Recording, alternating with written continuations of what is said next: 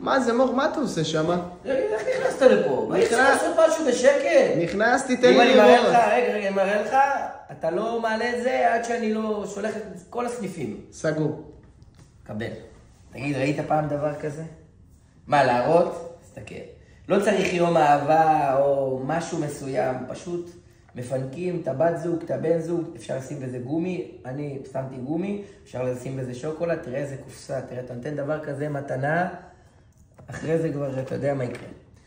תראה את הקופסה הזאת, תראה את המארז, איזה פרימיום, פה שמתי שוקולד, כדי שזה יהיה, אתה יודע, ברמה הכי גבוהה שיש. תסתכל, תראה, ממש.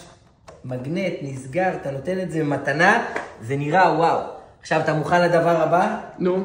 קבל. פעם ראית דבר כזה? וואלה, לא. תראה. אבל אל תתלהב. זה יגיע בימים הקרובים לכל הסניפים.